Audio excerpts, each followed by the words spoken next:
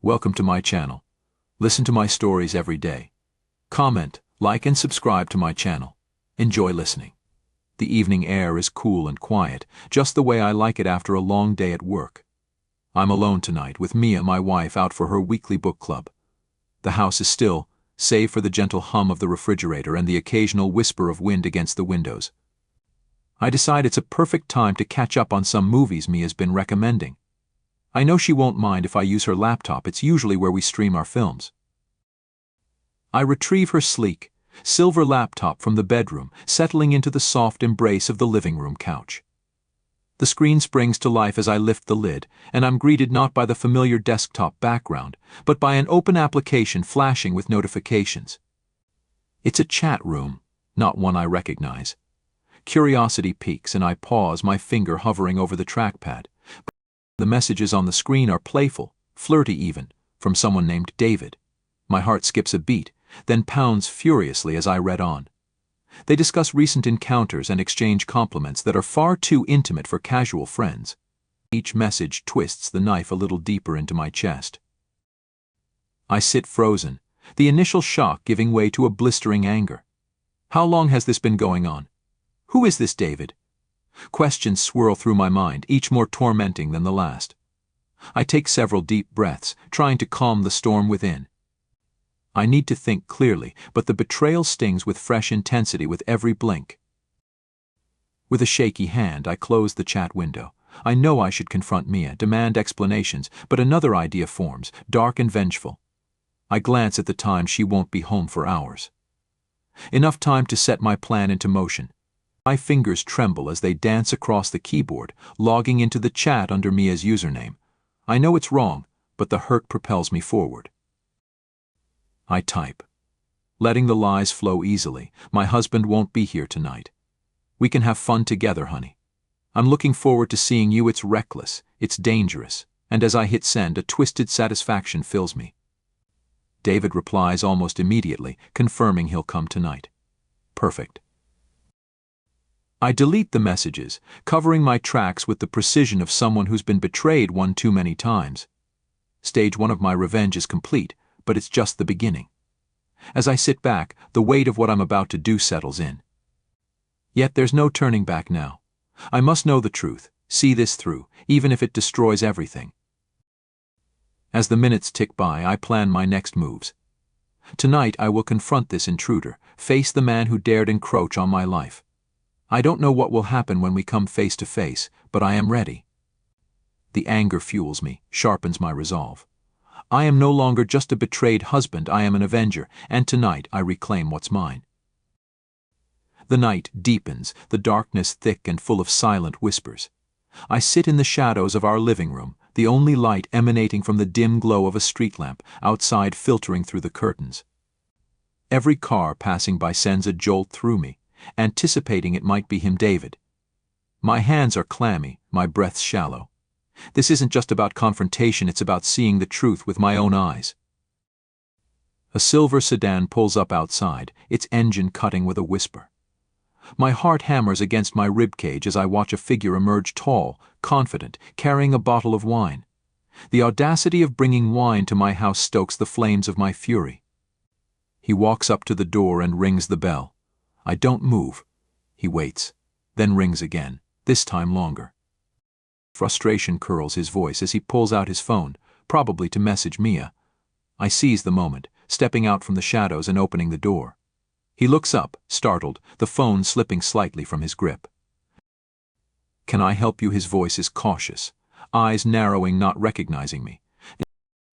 "I was about to ask you the same thing," I say, my voice steady despite the storm inside. "Why are you here?" Confusion flickers across his face, then realization dawns. "You must be Mia's husband," he says, attempting a smile that doesn't reach his eyes. "She mentioned you were out tonight." "Yeah, plans changed," I reply, blocking the doorway, my posture rigid. "What's your business with my wife?" His eyes shift, looking for an out. "We're just friends, man. She invited me over to talk about some stuff, book club things, you know." I laugh, bitter and sharp. "At this hour? With wine? You must think I'm a fool." He sets his jaw, his earlier ease hardening into defiance. Look, I don't want any trouble. If Mia isn't here, I'll just leave. But it's too late for that. Not so fast. You're going to tell me everything. How long has this been going on?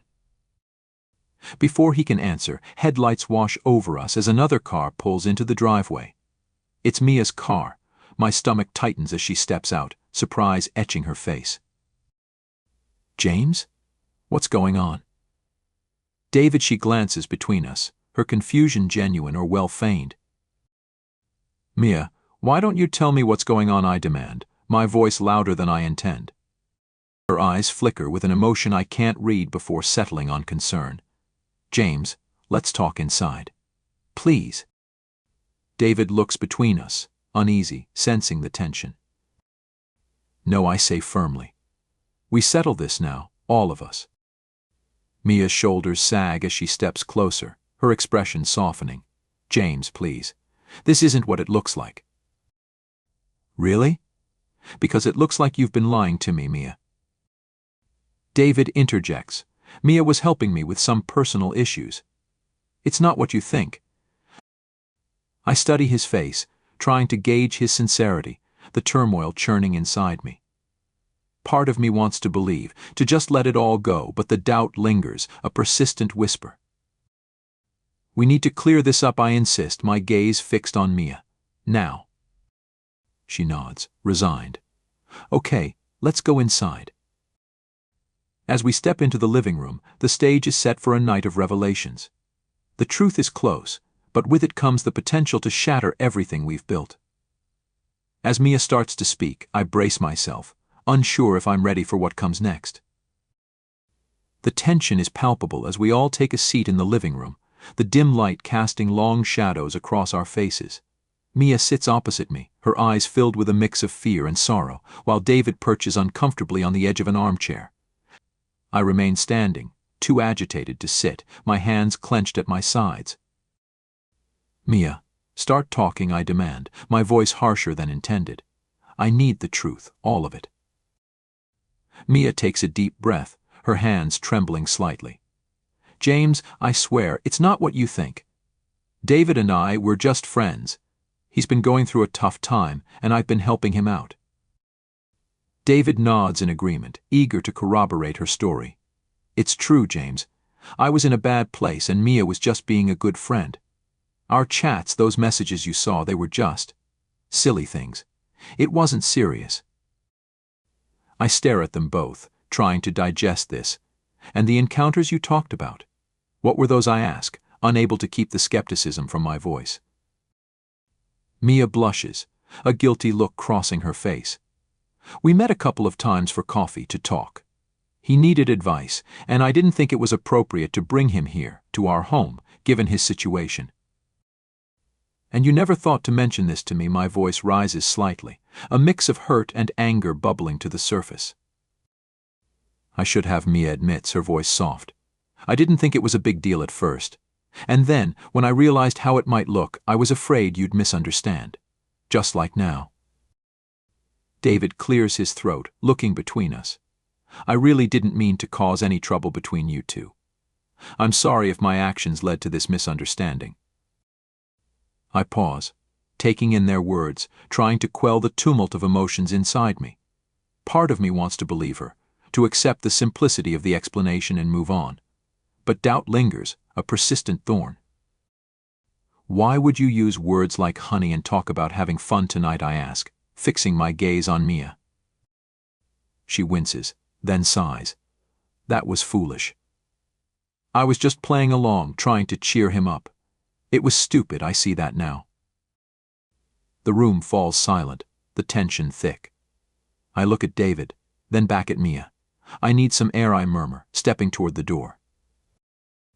Outside, the cool night air hits me, helping clear my head. I pace the driveway, thoughts racing. Is Mia telling the truth? Was it all just an innocent, albeit misguided, attempt to help a friend? Or is there more she's not telling me? After a few minutes, Mia joins me outside, her own coat pulled tightly around her. James, she starts, her voice shaky, I love you. You have to believe me. I never meant to hurt you." I stop pacing, looking at her under the streetlight. "I want to believe you, Mia. I really do. But trust isn't just given, it's earned. And right now I don't know what to think." Mia steps closer, her eyes glistening with unshed tears. "Let me earn it back then. Whatever it takes, I'll do it. I don't want to lose you over this." Her words pierce the cold around us, reaching deep into the chaos of my emotions. I nod slowly, unsure of everything except the fact that I don't want to lose her either.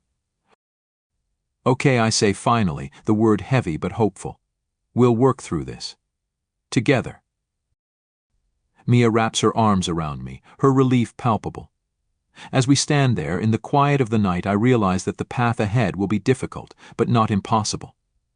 We head back inside, a silent agreement between us to rebuild what's been shaken, with honesty and patience at the core of our new beginning.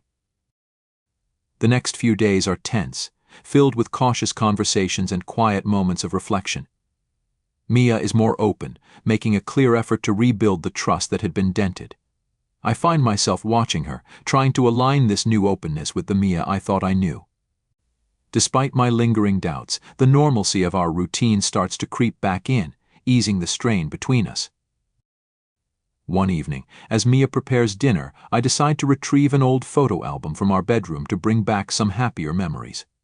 As I pull the album from the top shelf of our closet, an envelope flutters to the floor. Curious, I pick it up. It's not sealed, and inside I find a stack of receipts, tickets, and a couple of folded notes. My heart skips a beat as I unfold one of the notes. It's in Mia's handwriting, addressed to David, dated from months ago.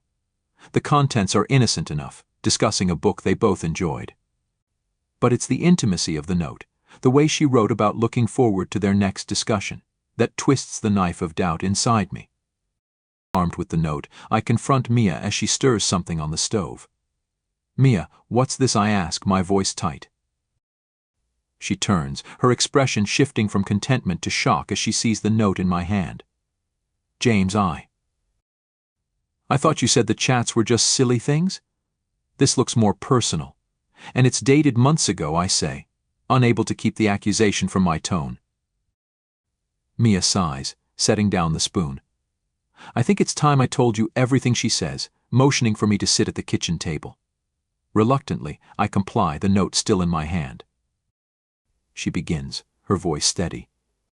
"James, before you think the worst, please hear me out. David and I were close, yes, but it was never romantic. He's been struggling with his identity, feeling trapped in a life he didn't choose. I was helping him through that, and being a friend. The reason I never told you was because he's your brother, Jack." I reel from the revelation. "My brother? Jack? But he's been living as David for over a year now.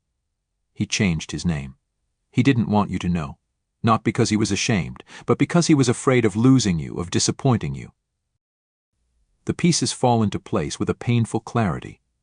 The secrecy, the intimate tone, the fear in both their eyes, it wasn't deceit, it was protection. "Why didn't he just tell me?" I ask, my voice breaking. He wanted to, many times, but he was scared. And I was trying to help him find the right moment, Mia says, her hand reaching out to mine. The doorbell rings, startling us both. Mia wipes her eyes and goes to answer it. When she returns, Jack stands beside her, no longer the brother I knew, but not a stranger either. His appearance has changed, softer, freer. "James, I'm sorry for all this, for hiding who I am. I didn't know how to face you," he says, his voice a mixture of fear and relief. I stand, my emotions a whirlwind of confusion and understanding. I approach Jack, seeing him not just as my brother, but as a person fighting for his truth. "It's okay, Jack. Or David. Whichever you choose, you're my brother. And I wish you'd trusted me sooner," I say, pulling him into a hug that seals our reconnected bonds. Mia watches us, tears in her eyes, a gentle smile curving her lips. As we sit down to dinner, the room is filled with new truths and the beginning of acceptance. The road ahead will be challenging, but we are united, stronger in our understanding and love. In that moment, I realize the power of secrets to divide or to heal, and the incredible strength it takes to embrace the latter. Our evening closes not just with the end of a day, but with the start of a new chapter in our lives, richer and more honest than ever.